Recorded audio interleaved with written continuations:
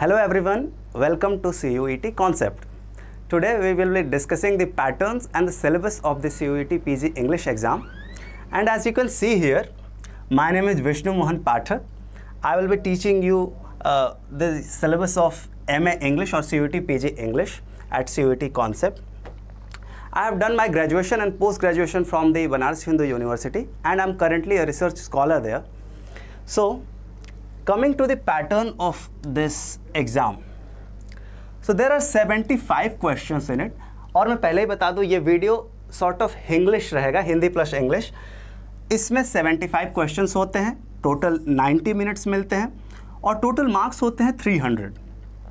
उसमें एक समस्या ये है कि आपको थोड़ी सी नेगेटिव मार्किंग मतलब उस पर फेस करनी पड़ेगी, तो आप इससे थोड़ा बच के चलें. लेकिन हम जो प्रेप करेंगे, हमारी प्रिपरेशन ऐसी होगी जिससे हमारे नेगेटिव मार्किंग वाला इशू सॉल्व हो जाएगा और हर क्वेश्चन के 4 मार्क्स हैं. And these are the instructions given by the conducting authority, so you can see it. And these are some of our courses that we are currently offering at CUET Concept. A little bit of intro. बार बार मुझे बाएं दाएं घूमने में थोड़ी दिक्कत हो रही है because I'm new to it. But coming to the our crucial thing, that is the syllabus of English जो CUET PG exam के लिए. So we will be discussing not only the elements, मतलब उसमें क्या क्या है, as well as why ये syllabus में आया क्यों है. So the first part is the history of English literature. History of English literature, आप सभी को जिसने भी इंग्लिश लिटरेचर में कुछ भी डिग्री ली है उसे मालूम होगा कि there is a history of English literature and almost all universities of India offer at least one course on history of English literature. So it is obvious that NTA was supposed to include it. But there's another reason. When we study literature, no single work, I mean ज़्यादातर cases में, is standing in isolation. Isolation का मतलब यह है कि her work के पीछे किसी न किसी सोशल, पॉलिटिकल या हिस्टोरिकल मूवमेंट या सिचुएशन का एक इन्फ्लुएंस होता है.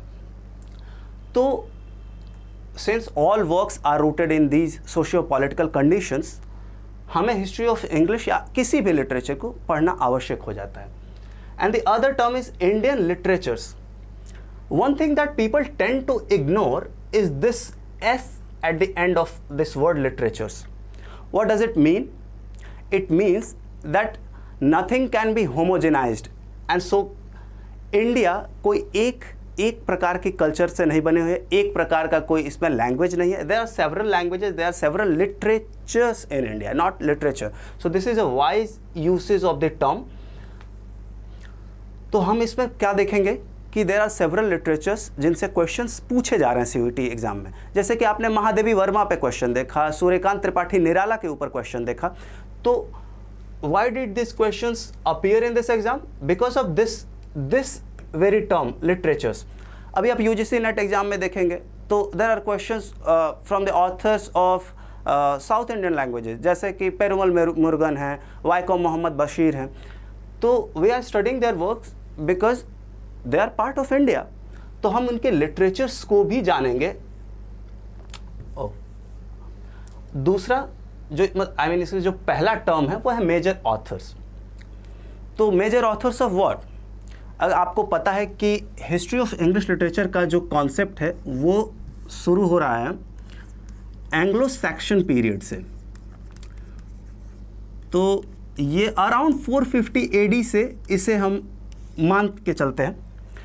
तो एंग्लो सैक्सन, फिर आप जानते हैं उसके बाद आएगा एंग्लो नॉर्मन पीरियड, या फिर जैसे मिडिल इंग्लिश का पीरियड समझते हैं, फिर रेनेसेंस आती है, तो उसके बाद कंटिन्यूएशंस हैं. हम उसके बारे में भी बात करेंगे.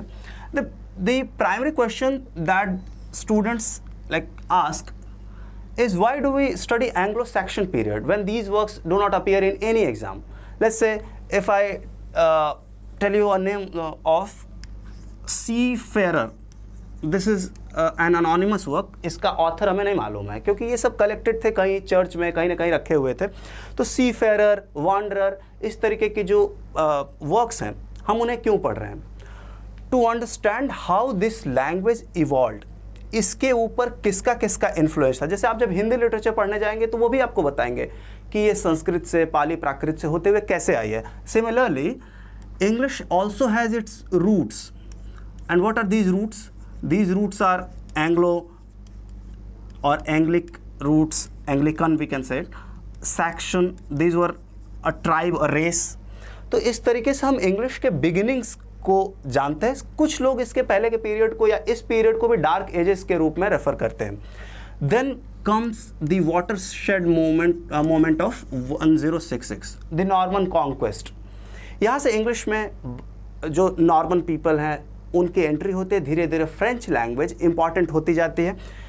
और इसके बाद हम एक बहुत इंपॉर्टेंट ऑथर को देखते हैं जिन्हें बहुत सारे लोग फादर ऑफ इंग्लिश लिटरेचर के रूप में भी रेफर करते हैं, वो हैं Chaucer.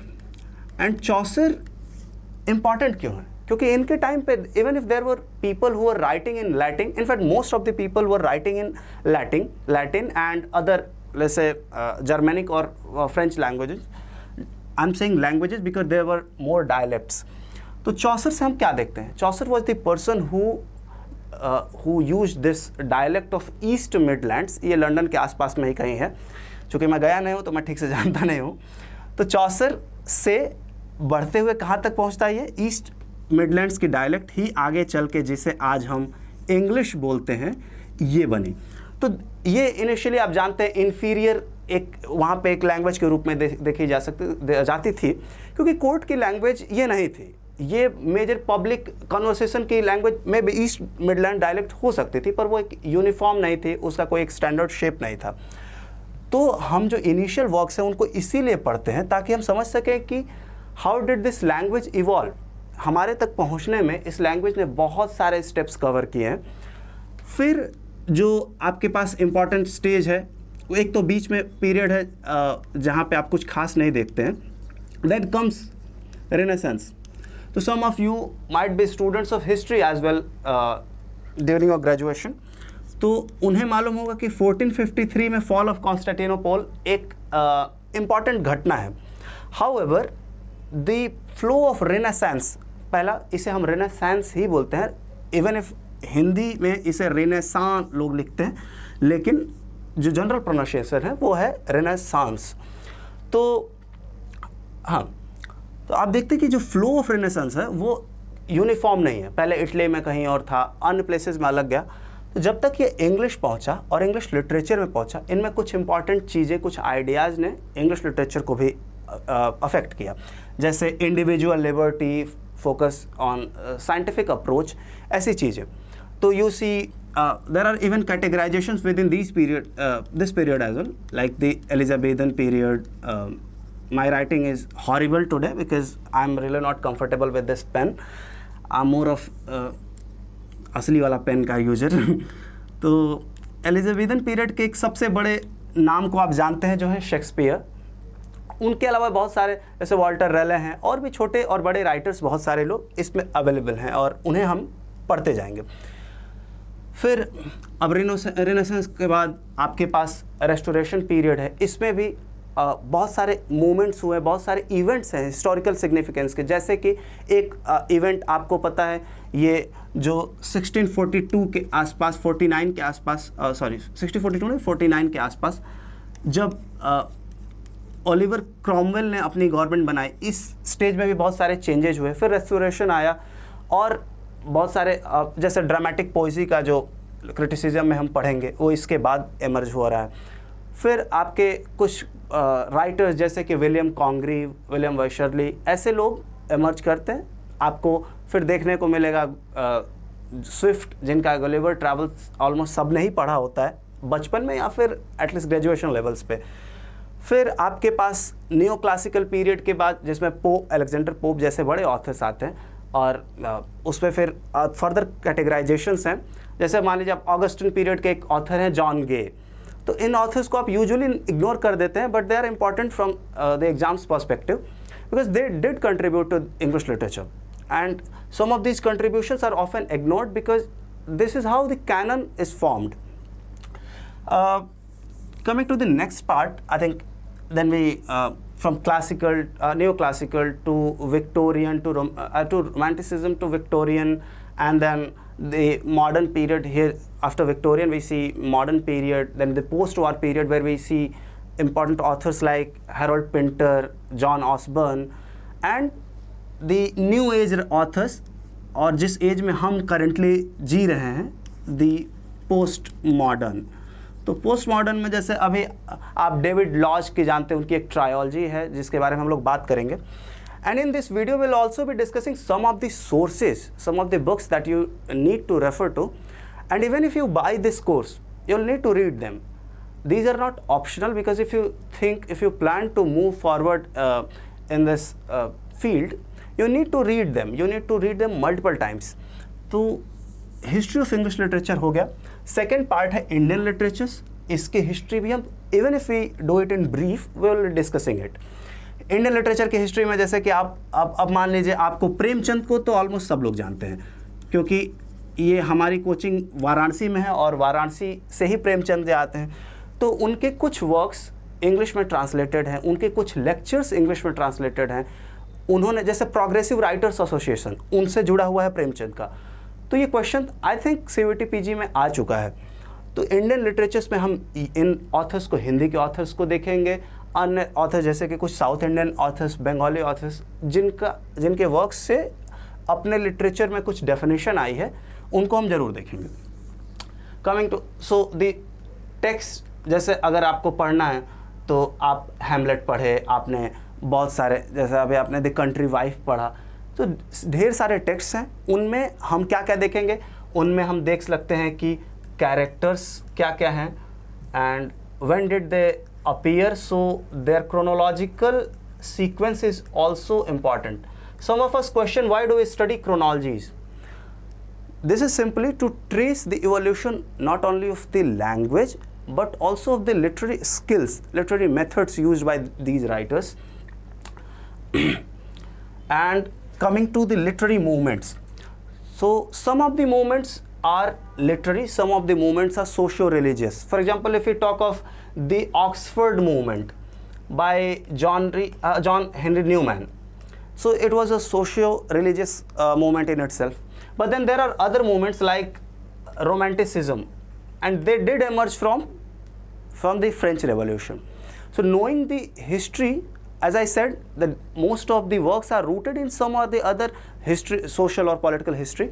We need to know how these movements appeared, how did they shape literature.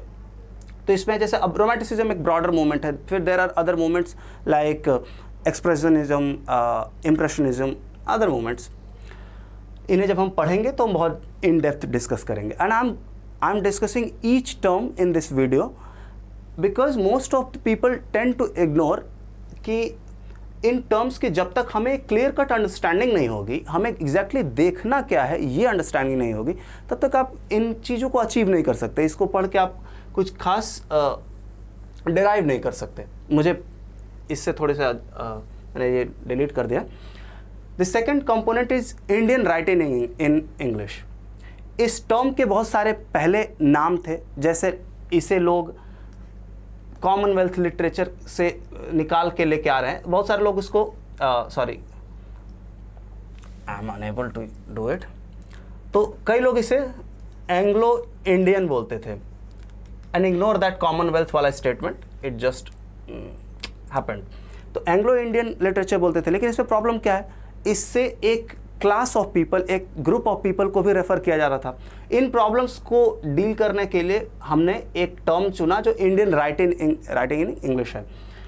इसमें हम क्या पढ़ेंगे, major authors, text including English translations. Some of these PPTs are already marked I guess. So text including English translations. तो English translations हम पढ़ क्यों रहे हैं, because there are text that originally were in other languages but they did enter the canon of this English literature.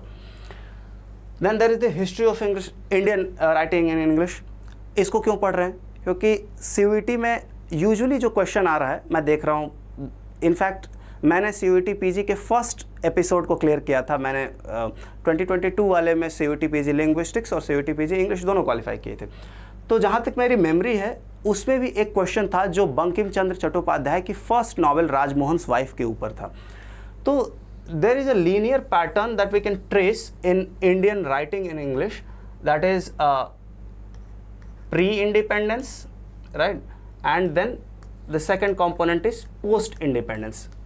तो pre और post independence में बहुत सारे राइटर्स हैं, जैसे इनिशियल फेजेस में बंकिम चंद्र चट्टोपाध्याय हैं, जवाहरलाल नेहरू हैं, और बहुत सारे लोग जो इंडिपेंडेंस से पहले लिख रहे थे। फिर उसके बाद में बहुत सारे लोग आते हैं, मनोहर मालगांवकर की आपको वर्क्स देखने को मिलते हैं। अभी बहुत रिसेंटली देखेंगे, ऐसे तो वर्क ऑथर्स ऑब्वियसली बहुत ज़्यादा हैं, हम उनमें से कुछ का नाम ले रहे हैं।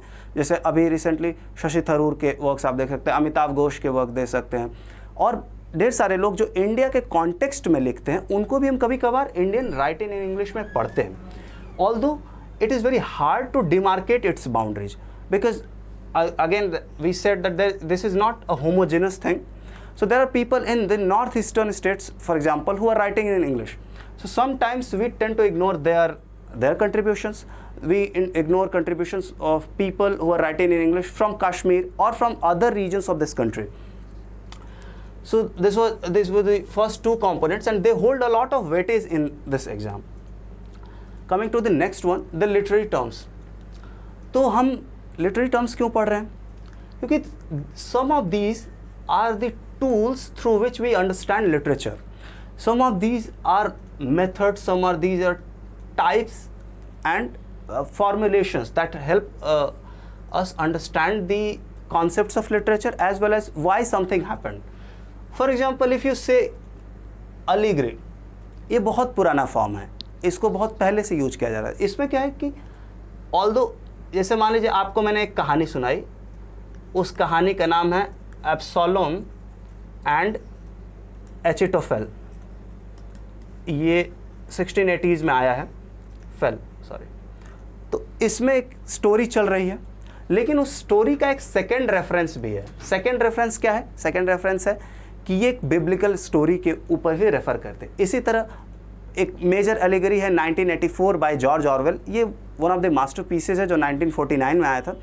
तो एक इसमें भी एलिगरी में भी बहुत सारे टाइप्स होते हैं. जैसे एक टाइप होते हैं सोशियो पॉलिटिकल एलिगरी, जिसमें किसी, क्योंकि authors can not use direct statements. मान लीजिए एक राजा साहब है, अब मैं उनके बारे में बेइज्जती करना चाहता हूँ उनका, और मैं उनके ही राज्य में रहता हूँ. So the problem is that king will persecute me, will throw me out of the kingdom, or probably so some authors used allegory to refer to these people, and in order to stay safe they use this literary term or the device. तो कुछ sustained allegories होती हैं, कुछ allegories ideas के होते हैं. जैसे famous allegory है आपका ये पियर्स प्लाउमैन, तो जिसमें एब्स्ट्रैक्ट कैरेक्टर्स होते हैं. Then there is ballad. तो बैलड भी बहुत पुराना फॉर्म है. बैलड इतने टाइम से है कि in fact most of the current literature has some or the other root in ballads. मैं बहुत बड़ा स्टेटमेंट इस तरीके से दे रहा हूँ कि जैसे आज की पोइट्री बहुत हद तक अगर ये आई है यहाँ तक, तो वो ओरल फॉर्मेट से ही ग्रो करते करते आई है. तो बैलेट्स में भी बहुत सारे टाइप्स होते हैं. हम जब भी कोई टर्म पढ़ेंगे तो we will include the discussion of its types और the concepts within it. Most importantly, what does it mean, the meaning of a particular concept or a term, and then some of the examples. और हम obviously कुछ extended examples भी देखेंगे. Ballad में जैसे मैं कहा ब्रॉड साइड बैलड है. फिर एक लिटरेरी बैलड भी होता है जो आप पर्पस से उसे क्रिएट करते हैं, जो ट्रेडिशन से नहीं आया, वो आपने क्रिएट किया है. फिर आता है ब्लैंक वर्स. ये एक बहुत इंपॉर्टेंट टेक्निक है. आपको पता है ब्लैंक वर्स को अगर जैसे T.S. एलियट के आप वेस्टलैंड जैसी बड़ी रचना देखते हैं तो उसमें ब्लैंक वर्स का इस्तेमाल हुआ है. ब्लैंक वर्स एक बहुत ही हाईली यूज्ड मेथड है. रीज़न क्या है? Reason is that the rhythm of English language is accustomed to blank verse. How? Because of the iambic pentameter. Then we come to the other term, comedy. Comedy is so broad, जैसे आज के time पे आप stand up comedy देख रहे हैं, but इस पे बहुत सारे टाइप की कॉमेडी है. There are lot of people who love to watch romantic comedies, like, right, I mean, so romantic comedies are one form. The other could be say the comedy of manners that we see in the restoration age. restoration comedy भी बोलते हैं, जैसे अभी हमने पहले बोला William कॉन्ग्रिव की बात की, और ऐसे ही द कंट्री वाइफ टेक्स्ट की बात की. तो ये बहुत सारे कॉमेडी टाइप्स हैं. कुछ लोगों ने कॉमेडीज़ को हाई लो के हिसाब से भी डिवाइड करके रखा है. कुछ कॉमेडीज़ ब्लैक कॉमेडीज़ होती हैं. There are other forms of comedy that will be discussing, and obviously this is a broad term. This isn't a single uniform entity called comedy. Dissociation of sensibility by T.S. Eliot, ये एक concept है जिससे हम आगे चल के discuss करेंगे. Dramatic monologue. So what is dramatic monologue? Vishnu Mohan Pathak is speaking to you. You are the audience. I am the speaker. So there is one intended speaker. Nobody outside this place knows that I am speaking to you. तो basically अगर आप मेरी speech को you consider it enough, like अगर आप इसको dramatic enough मानते हैं, सो ये एक मोनोलॉग है. I am the single speaker, you are the intended listener. इस केस में ड्रामेटिक मोनोलॉग, जैसे कि आप ब्राउनिंग के केस में बहुत सारा ड्रामेटिक मोनोलॉग देखते हैं. फिर आती है एलिजी, जैसे किसी के भी डेथ पे कुछ भी लिखा गया है, and this of course it has many forms, many types, pastoral elegy and other elegies. Say for example elegy written in a country churchyard by Gray. So we'll be discussing more of it. Enlightenment, both as a concept and both as an age. जब आप renaissance के आसपास देखते हैं, individualisation पे देखते हैं, scientific methods पे देखते हैं, तो एनलाइटनमेंट को आप उस कॉन्टेक्स्ट में समझते हैं. ये टर्म जो है एपिक, ये बहुत बड़ा टर्म है. Epic encompasses a lot of literature. In fact, the initial stages of literature had a lot of epics in it. जैसे आप इंडिया में देखते हैं, तो if someone asks you कि आप अपने देश के कुछ पुराने वर्क्स का नाम बताइए, so the first few names are usually the Mahabharata and Ramayana. Both of these are epics. They are this big, I mean bigger than my hands actually.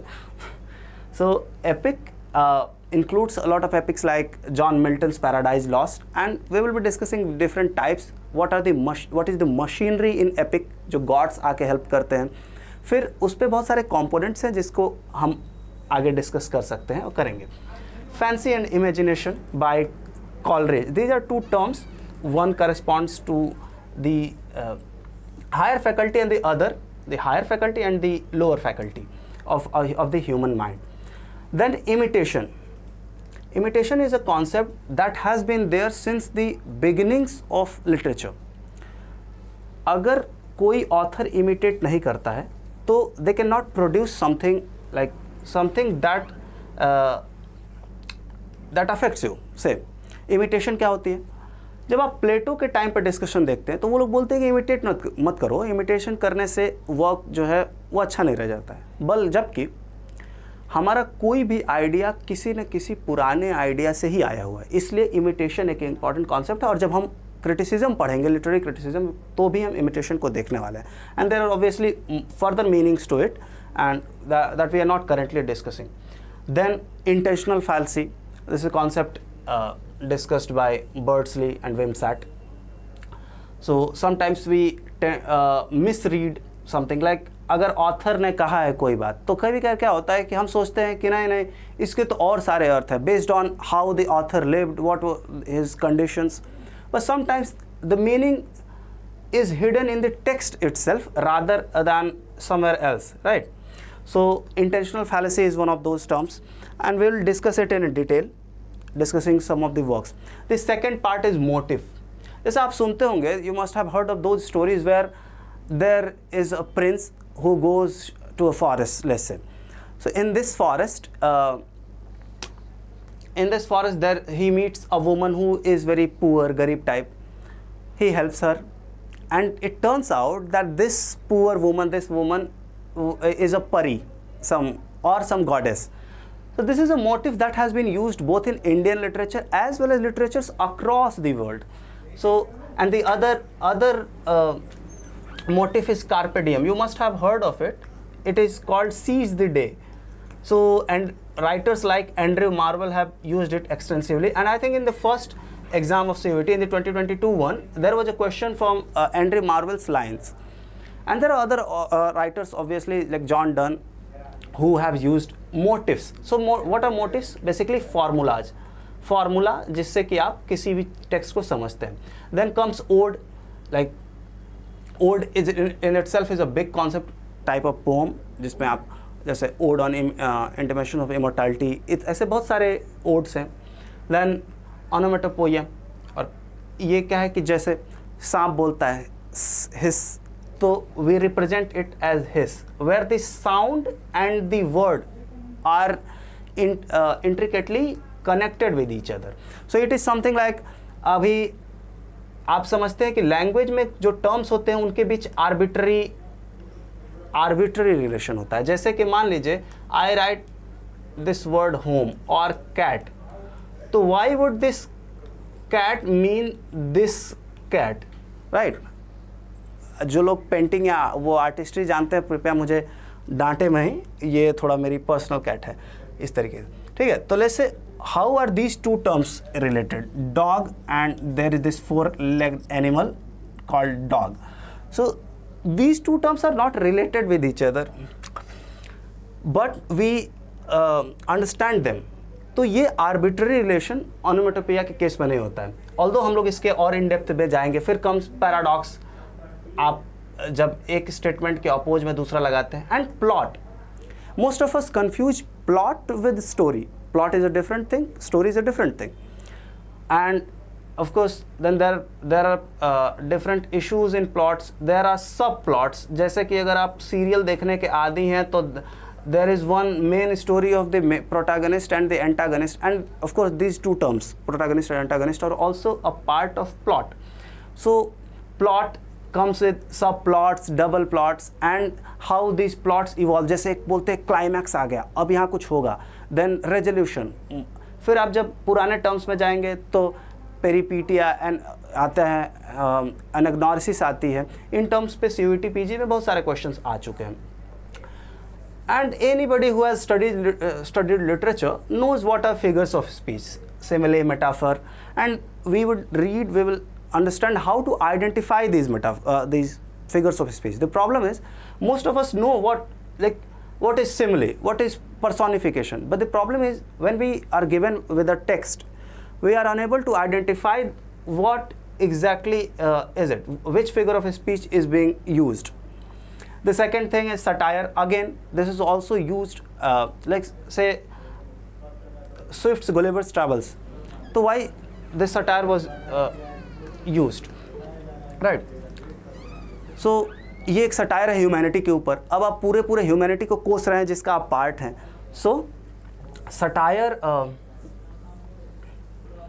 एक बहुत यूज्ड मेथड है. जैसे इसके भी बहुत सारे टाइप्स हैं. जुवेनाइल सटायर है, होरेशियन सटायर है, ऐसे ही मतलब बहुत सारे टर्म्स हैं. कुछ में इनडायरेक्ट सटायर्स होते हैं, जब आप डायरेक्टली नहीं कह रहे हो किसी के ऊपर, आपको दूसरे के ऊपर व्यंग तो करना है लेकिन you are not courageous enough, or let's say it poses a lot of risk. ओफो मिट जाओ भाई. Then comes soliloquy. When I was talking of dramatic monologue, I'm also doing this soliloquy where I'm at the stage, I'm speaking to my audience, and you see soliloquies. And there is another term that is associated with this one. It is called aside. जहाँ पे ये बोल तो रहा है character, but the other people present on this stage do not know that this person is speaking. तो aside हुआ. अब जैसे आपने बहुत फेमस एक सुना होगा हैमलेट के एक्ट 3 सीन 1 के शायद, to be or not to be, that is the question. ये हैमलेट का स्टेटमेंट एक सॉलिलॉक्वी है. इसको ये बहुत एक्सटेंडेड सॉलिलॉक्वी है. फिर आता है सोनेट. 14 लाइन सीक्वेंस है जो इसका हम बहुत हिस्ट्री पढ़ेंगे. इसमें आपको जानना है कि कौन कौन से सोनेट्स हैं, कितने फॉर्म्स ऑफ सोनेट्स हैं, ये मतलब कितने टाइप्स ऑफ सोनेट्स हैं, how did the English sonnet or the Shakespearean sonnet come ना, ऐसा कुछ जानना होता है. Then comes tragedy. It is also one of the oldest forms of literature. Obviously it has been there since say Seneca. 2000 साल से पुराना form है ये. इनफैक्ट हिंदी में एक बहुत फेमस कथन है कि ट्रेजिडी पेन से रिलेटेड है, किसी न किसी तरीके से कुछ न कुछ प्रॉब्लमेटिक होता है, कुछ न कुछ अनफॉर्चुनेट होता है। तो वियोगी होगा पहला कवि, तो वो सॉर्ट ऑफ वही है, पेन सा सिचुएशन है। और ट्रेजिडी में ढेर सारी चीज़, जैसे इसके कॉन्सेप्ट्स, जैसे कि अभी हम कैथारसिस के बारे में पढ़ेंगे, हेमर्शिया के बारे में पढ़ेंगे, ट्रेजिडी को समझेंगे कि अलग अलग लोगों ने अलग अलग टाइम्स पर ट्रेजिडीज़ लिखी हैं। और फिर other forms like tragic comedies, right. जैसे अब शेक्सपियर का एक फेज है जिसमें वो सिर्फ ट्रेजिडीज़ लिख रहे हैं, फिर there is a phase of comedies and so on. फिर आता है wit etcetera. So why etcetera? Even if wit is a term that has been discussed in most of the literary term anthologies or the glossaries, etc. means there are terms associated with wit like humor. I hope I would write at least one word that is fully comprehensible to the reading eyes. See, पहला शब्द मैंने लिख दिया जो सही से लिखा है, ठीक है। तो this was an example of humor as well. So humor, and then there is another term called repartee. One thing that we fail to understand that this syllabus is of prescriptive nature. जैसे doctor होता है ना, doctor एक prescription लिख के दे देता है कि सर आप ये जाएंगे, आप ये दवाएं खाएंगे। लेकिन इस सिलेबस के साथ प्रॉब्लम क्या है कि कुछ प्लेसेज में ये सिलेबस प्रेस्क्रिप्टिव तो है कि आपको पैरासीटामॉल चाहिए, आपको से कोई और रेबेप्रोजोल चाहिए, लेकिन इसके साथ एक प्रॉब्लम ये भी है कि कई जगह ये लिख देता है कि जाओ दर्द की दवा खा लेना। So wit etcetera is this दर्द की दवा। You have to figure out what are the terms that you have to read when you are doing this etcetera thing. So repartee, जैसे आज के टाइम पे you will be, you must have heard of rap songs when where one person is speaking something and there is another person who is responding to it. So this rap is kind of old. Benjamin Disraeli in his parliamentary sessions has also used this statement of this method of repartee, where मैंने कोई बात कही, उसके जवाब में आपने कुछ उतनी ही witty बात कही, तो obviously wit is associated with repartee, and there are other patterns and forms of wit. So I think we are done with literary terms, and obviously when I'm saying that this syllabus is prescriptive, we mean that there are other terms that we need to see. There are associated terms that we need to see. These are not final. And if you are a student of literature, English literature specifically, you need to know more terms. Obviously, इतने कम से नहीं होगा. This has been indicated by NTA कि हम इनके आसपास से questions पूछेंगे. But इनका range बहुत बड़ा है. There are many figures of speech. They are employed by a number of authors. They have been a part of number of works. तो obviously आपको उनके बहुत सारे डेप्थ्स के बारे में जानना होगा. Then the next component, coming to the next component, I'll be taking a small break. Actually, I'm not well, but since Rakhi is coming, we had to take this syllabus videos, so to say.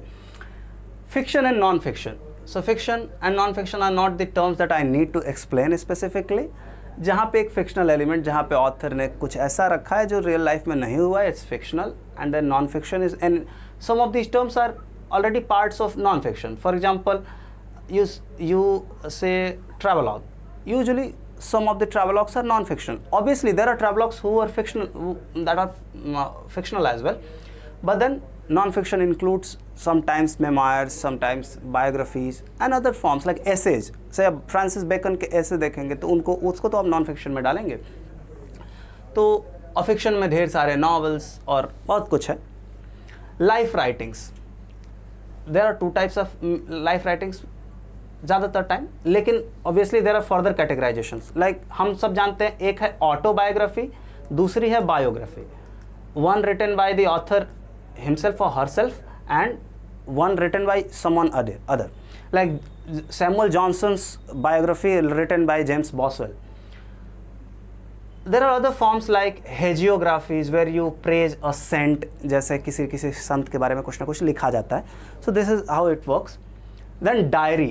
आप में से बहुत सारे लोगों ने school level पे diary of Anne Frank पढ़ी होगी, जो हिटलर के पीरियड में लिखा गया एन फ्रैंक द्वारा. Then there are other diaries like one by Samuel Pepys. Some of you might have heard of it. So this is a diary that covers the London fire of 1660s, if I'm not wrong. Then the other term is drama. Drama is a big encompassing term. It has so many forms, so many periods. तो primarily हम drama को मतलब जैसे अभी आप restoration drama की बात करें तो there is a feature of restoration drama कि कुछ इस टाइप की कॉमेडीज उसमें शामिल होंगी. Then there are closer drama, there are plays where there are prose plays, right, and there are socio religious plays. There are further categorization. कुछ लोग एब्सर्डिस्ट literature लिखते हैं, एब्सर्डिस्ट प्लेज लिखते हैं, जैसे सैमुअल बेकेट का आप वेटिंग फॉर गॉडो देख लीजिए. So there are several plays, several forms of drama, and in fact this would need at least 2-3 classes to discuss it. If I'm even underestimating it, बहुत सारे classes लग सकते हैं just to understand what is drama and the examples of drama. Then essay, जैसे हमने बात की, ये Montaigne से शुरू होता है फॉर्म, और Montaigne ये G है, ये N है, ये E है, और ये NTAI. तो मॉन्टेन से शुरू होता है, फिर आता है इंग्लिश में फ्रांसिस बेकन के जरिए, फिर विलियम हैजलिट जैसे ऑथर्स आपको रोमांटिक पीरियड में दिखते हैं. और this has been a form that is being used by like generations, क्योंकि बहुत ईजी और क्लियर कट मेथड है. एसेज में भी formal essays, informal essays, personal essays, descriptive essays, ऐसे बहुत सारे कैटेगराइजेशंस होते हैं. Then the most interesting term और the genre that most of people find is novel. तो नॉवल में जैसे एपिस्टोलरी नॉवल है जिसमें कोई एक व्यक्ति लेटर्स लिख लिख के नॉवल लिख रहा है. नॉवल जैसे आप डिफो के पीरियड से उसको ट्रेस करते आ रहे हैं. Obviously earlier forms of novels को भी हम देखेंगे, बट उसको विक्टोरियन पीरियड में देखेंगे. आप मॉडर्न पीरियड तो नॉवल से भरा ही हुआ है. तो बहुत जैसे रियलिस्टिक नॉवेल्स हैं, इस तरीके के बहुत सारे कैटेगरीज हैं नॉवेल्स की, और ये आगे इवॉल्व होता ही जा रहा है. Then poetry, I won't be discussing this term because it will take hours to discuss poetry. Prose, same thing goes with prose. You already know what is prose and poetry. Short story, similarly there have been a number of short stories. A lot of us like to read short stories primarily because they are small, and there are categories, किसे हम short story बोलेंगे, किसे हम और भी, जैसे आप awards का देखेंगे तो बहुत सारे अवार्ड्स शॉर्ट स्टोरी में मिलते हैं, कई अवार्ड्स और छोटी स्टोरीज के लिए मिलते हैं. माइक्रो लेवल्स पे इसको जैसे कुछ वर्ड्स 50-60 वर्ड्स की स्टोरीज भी आती हैं. Then epic, I think we have discussed epic earlier, so you already know it. Then comes travelogue. So travelogues are both fictional and non-fictional. You might have heard of travelogues a lot, like NCERTs include a number of travelogues. पर John Mandeville की एक है travels bye John Mandeville, ये renaissance period में एक अच्छा work निकल के आता है. फिर रिचर्ड हैकलिट्स, अच्छा this name is pretty much confusing. The name I'm L-U-Y-T is Hakluyt, but it is read as Hacklit. So his work, Principal Navigations, Voyages and something of the English people, English nation, ये एक early work है, travel writing का work है. और क्यों travel writing important क्यों है हमारे लिए, ये भी इंपॉर्टेंट है कि हम ट्रैवलॉग क्यों पढ़ रहे हैं. ट्रैवलॉग्स refer to the journeys, but these journeys also had some political social motives. कुछ केसेस में जैसे अगर इंपीरियलिज्म की बात करें, अगर ब्रिटिश इंपीरियलिज्म, ब्रिटिश रूल की बात करें, अगर ये ट्रैवल्स नहीं हुए होते तो शायद ब्रिटिश रूल इतना एक्सपेंड नहीं करता. So people had some sort of fancied imagination, fancied sort of ideas in their brains कि कोई एल डोराडो होगा, वहाँ बहुत सोना होगा. इन सब रीजन्स की वजह से बहुत सारे एक्सप्लोरेशंस किए गए. आप लोग पढ़ते ही हैं कि एक्सप्लोरेशंस आए. In fact the so called discovery of India, this is a term that I do not agree with, but the discovery of India by Vasco da Gama and so much of these travels are celebrated. तो जैसे ये मैंने हैकलिट की बात की है क्योंकि इसमें इंडिया के जो अर्लीस्ट ट्रैवल्स हैं इंडिया में ब्रिटिश लोगों के, जैसे कि ईस्ट इंडिया कंपनी के, उसको इंक्लूड किया गया. तो ट्रैवलॉग में कुछ लोग ये चलते चलते आ रहा है, जैसे अभी ब्रूस चैटविन हैं, उनकी एक वाइसरॉय ऑफ ईडा या इसको बोल सकते हैं, ये 1980s के आसपास का वर्क है. तो ये तो चलता हुआ फॉर्मेट है. इसमें बहुत हिंदी, इंग्लिश, बहुत सारे लैंग्वेजेस में ट्रेवलॉग्स हैं जो ट्रांसलेट होकर यहाँ भी आए हैं. Science fiction, then again this problematic of etcetera. Science fiction आप जानते हैं, H.G. वेल्स जैसे लोग हैं, बहुत सारे लोग, जिसमें there is an imagined world जहाँ बहुत अच्छा होता है, जैसे कि time travel. This is an idea that we have an infatuation कि हम टाइम ट्रैवल करके आगे पीछे हिस्ट्री देखने जाएंगे, फ्यूचर देखने जाएंगे. And why do these ideas emerge? The question is, why is science fiction readable even if we know that it is proper? मतलब सच बात नहीं है, ऐसा कुछ होता नहीं है. Why do we read it? Because it reflects the aspirations of humans. Aspirations mean like you want to you want a world where everything is fine, where you can move from London to New York in a matter of 2 minutes. You can move from Delhi to Mumbai in a matter of 30 seconds. So these are the ideas that we love. And अगर हमारा समाज अच्छा होता, हमारे समाज में सब कुछ अच्छा होता, तो this might not have emerged. मैं ऐसा इसलिए कह रहा हूँ कि science fiction also has social roots. हम कोई चीज़ फिक्स करना चाहते हैं, इसलिए फिक्शन लिखते हैं इस टाइप का. Etcetera means there are other forms of science fiction like cyber punk, जिसमें कुछ कोई रोबोटिक्स और इन सब चीज़ों से रिलेटेड, जैसे आप गिब्सन की न्यूरोमांसर को देख सकते हैं, एक ऐसा वर्क है. Coming to 8/10, 9/10. Comparative literature and translation studies. At one level, both of these are related. What is comparative literature? तो जहाँ पे बहुत सिंपल फ्रेम में समझे कि अगर ये एक वर्क है, इसका नाम मैं रखता हूँ आलू, ठीक है. ये एक वर्क है जिसका नाम मैं रखता हूँ गोभी, ठीक है. यू कैन कॉल इट पत्ता गोभी as well. So this is title of one work, this is the title of another work. We compare how these are related, how these exert any, if they exert any influence on each other. Say if we are reading Chaucer, let's delete this aloo gobi. If we are reading Chaucer, so the one person that you need to know is Boccaccio. His Decameron has been pivotal in shaping Chaucer's literature. तो हम क्या करते हैं, comparisons करते हैं. And why did comparative literature emerge in countries like ours? Oh, I have to look here. तो ये हमारी कंट्री में क्यों आ रहा है? And why some of the nations use comparative literature as a tool, and why is it in our syllabus? क्योंकि comparative literature also speaks back to our colonial masters. They are not our masters, but they were considered. Colonial masters को जो जवाब देने का तरीका है वो comparative literature में है. Like you must have heard of Macaulay's minutes. तो Macaulay's minutes came in 1835 and Macaulay ने बहुत रेडिकल स्टेटमेंट्स दिए कि हमारे लिटरेचर जैसा भाई तुम्हारा लिटरेचर है नहीं. हालांकि Macaulay had never read even Persian or Arabic or even Sanskrit literature. तो आज के टाइम पे होते तो उसको बताते हम लोग कि if we compare say Kalidasa's Meghadutam with any sort of western work, we see how superior it is. तो कालिदास का वर्क, कालिदास और भी बहुत सारे एंशिएंट वर्क्स या current works with compare to their works, इन चीज़ों से बनता है कंपैरेटिव लिटरेचर. तो there is also a nationalistic feeling attached with the study of comparative literature.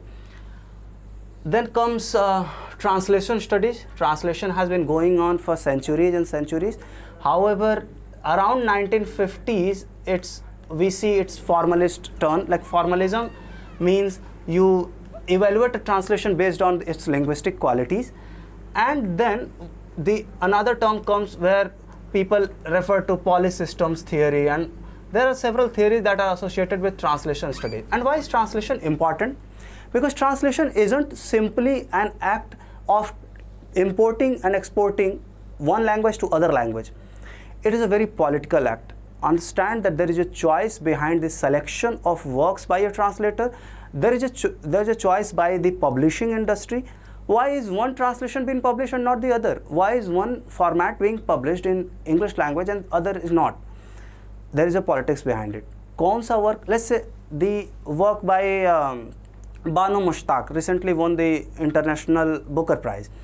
So the Heart Lamp was not that much known in the Kannada language spheres, but that literary sphere, even if it ignored it, it became important in English translation. ऐसे ही बहुत सारे, the Penheim Award is given by American people. So इसका award कुसुम खेमानी के एक novel के translation पे दिया गया. तो you have to understand that this is also a political act, and that's why it is here. You have to understand how translation shapes literatures, how one idea, like अगर हमको बताना हो अंग्रेजों को कि देखो भाई हमारे पास ऐसा नहीं कि हमारे लिटरेचर में इतनी ही चीज़ें हैं. See what is contained in our literature, say in Bengali, in Assamese, in any of our languages, Hindi. So इसमें कुछ चीज़ें देखने, लाइक कॉन्सेप्ट्स देखना है. कॉन्सेप्ट्स बेसिकली जैसे ट्रांसलेशन स्टडीज़ में आप कॉन्सेप्ट्स की बात करते हैं, तो ट्रांसलेशन स्टडीज़ में जैसे ये है ST यानी सोर्स टेक्स्ट, ये है TT यानी टारगेट टेक्स्ट. तो से आपको हिंदी से इंग्लिश में ट्रांसलेट करना है, तो source text Hindi, translated text जो है वो इंग्लिश से टारगेट लैंग्वेज जो होती है ये सोर्स लैंग्वेज SL होती है और टारगेट लैंग्वेज TL हो जाती है. तो ऐसे ही कॉन्सेप्ट्स हैं, ढेर सारे कॉन्सेप्ट्स हैं जो हम पढ़ेंगे. थ्योरीज आती हैं, जैसे कंपैरेटिव लिटरेचर के थ्योरीज की बात करें तो पैरेललिज्म की थ्योरी है, इंटरटेक्चुअलिटी जिसे जूलिया क्रिस्टीवा ने दिया था उसकी थ्योरीज हैं कंपैरेटिव लिटरेचर में. And in translation studies we have some of the theories like skopos, and before that I think equivalence came, जहाँ पे आप चेक करते हैं कि whether these two, like the translation is equivalent to the source text और नॉट. So there are several concepts that we can study within this corpus of translation studies. Some of the theories and concepts will be discussed by us, and text. For example, Mohan Rakesh's Ashadh Ka Ek Din was asked in CUT PG exam. Why? Because this is a project of translation. Why is Heart Lamp important for the International Booker Prize? Because in the Kannada original, it must have some significance. It must be showing some or the other quality of this culture. So this was about comparative literature and translation studies, and the last two components are literary criticism and theory. So most of the students are in fact either bored of theory or they hate it. The reason being they do not understand why these two terms are different and how did theory emerge. Although we will be talking of these two terms in detail in our classes, literary criticism is basically the act of criticizing something, and theory is the principle that guides us. So जैसे आप यहाँ से एक तरीके का कपड़ा पहनते हैं, so there is a theoretical understanding that has been associated with male bodies. There has been theoretical associations of female body. आप इस तरीके का कपड़ा पहनेंगे, मेल इस तरीके का पहनेगा, फीमेल इस तरीके से पहनेंगे. So principles guide us. Literary criticism उसका एक्ट है. जैसे मैंने बताया कि ये वर्क मुझे अच्छा नहीं लग रहा है. क्यों नहीं अच्छा लग रहा है? Because this lakhs figures of speech. Let's say I'm one of those critics who evaluate it based on how figures of speech are being used in a literary text. So my evaluation would be that one work is bad and the other one is good just based on that criteria. Then there are other criteria that we will be referring to, and this is how literary criticism works. Classical and modern criticism. So we usually start with Plato and his ideas of imitation, and we reach up to say I.A. Richards, F.R. Lewis. I think most of these studies are confined up to F.R. Lewis. Modern criticism includes some of these people like Lewis, T.S. Eliot, I.A. Richards. Then Marxism.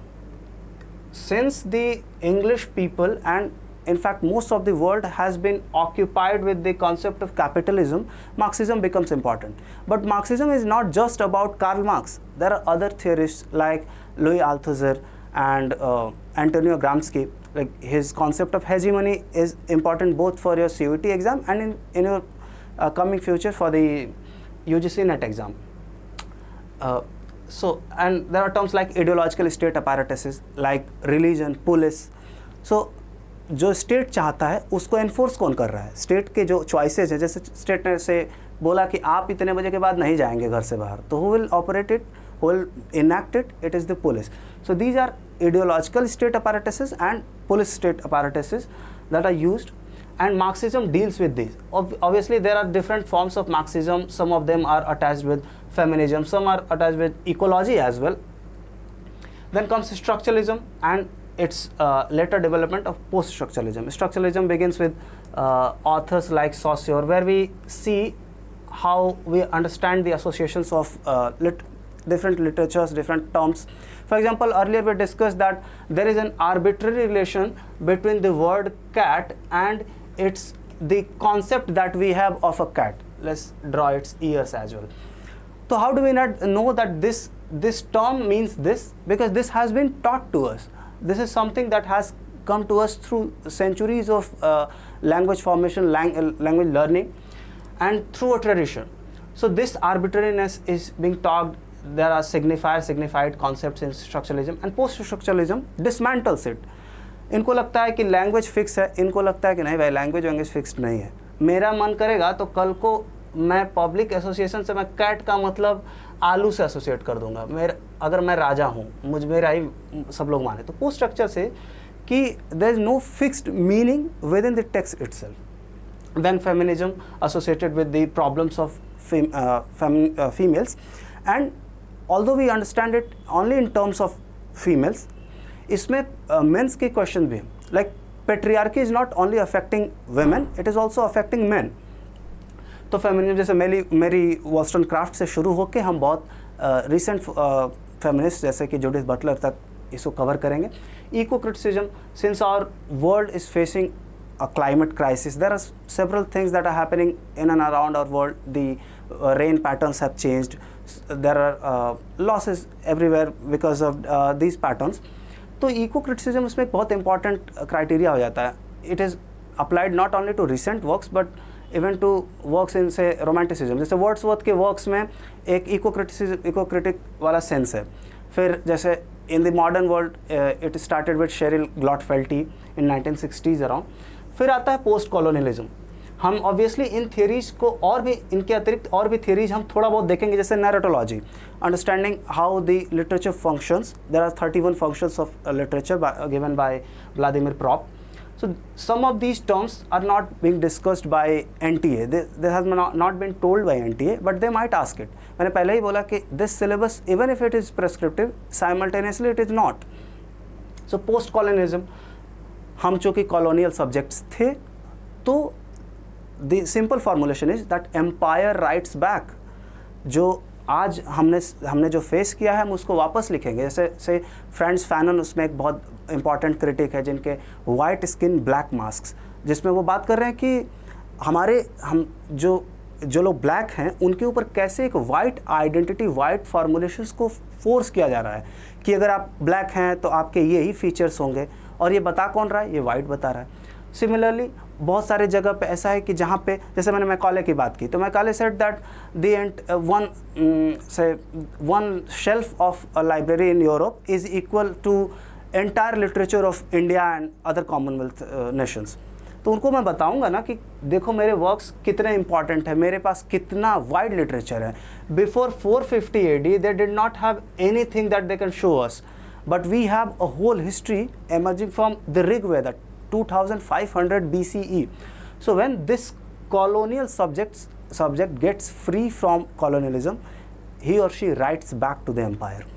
तो post colonialism में इन चीज़ों की चर्चा होती है, and we will obviously discuss some of the text, some of the formulations, ideas that have help to shape these theories. For example, अगर उसमें लिखा नहीं है, मैंने टर्म यूज किया formalism, right, say there is a Frankfurt school.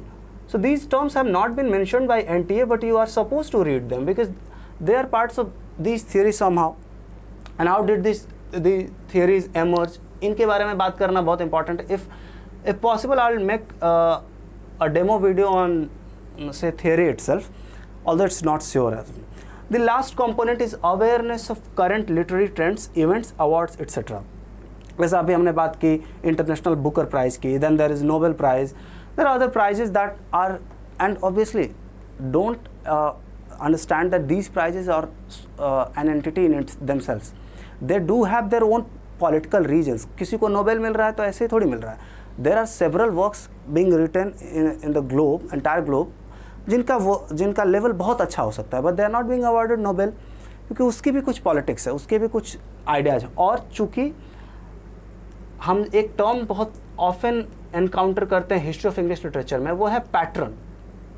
So in the earlier stages of development of literature, both in India and in other countries, let's say for example England, there were literary patrons जिनके पैसे से ये कवि या जो लेखक है वो पल बढ़ रहा था। So this patronizing thing has grown up and now it's being given in terms of awards, जैसे किसी को साहित्य अकेडमी मिली, किसी को ज्ञानपीठ अवार्ड मिला। So you have to know which work has been, let's say I think in 2022 there was a question on Datier's work, The English Peasant. It was given some Booker Prize, I think, in 1992. So you have to know which work which work has been awarded by, say, Booker Prize, Booker people, or by Nobel Committee.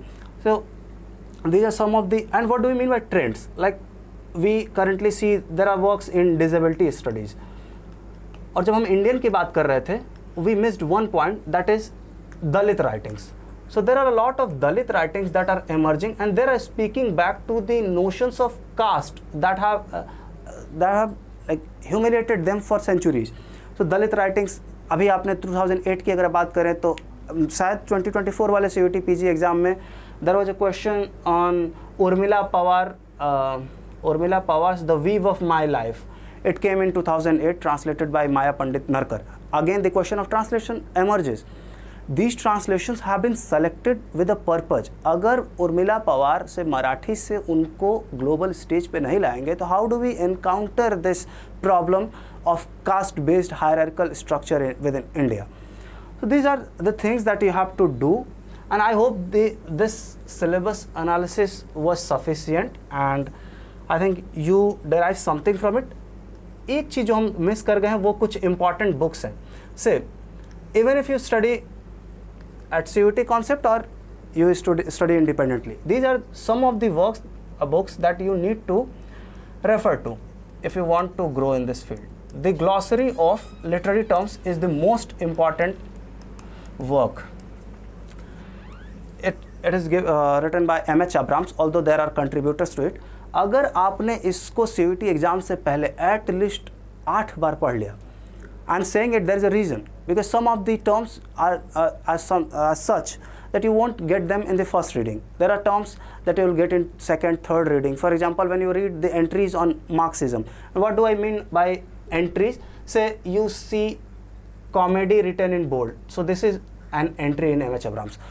These are the terms that you need to know, and as I said before, ये जो हमने देखे कुछ literary terms, they are not final, इसमें हम prescription की बात कर रहे हैं, उनमें और भी वर्क्स हो सकते हैं, और भी टर्म्स हो सकते हैं जिन्हें आप इस लिटरेरी टर्म्स M.H. अब्राम्स से ज़रूर देखें और एटलीस्ट 7-8 रीडिंग्स इसकी कंप्लीट करें, क्योंकि न सिर्फ ये CUET PG आपको आगे ऑलमोस्ट सारे एग्जाम्स जो आप इंग्लिश के फील्ड में देंगे उसमें ये आपको हेल्प करेगी.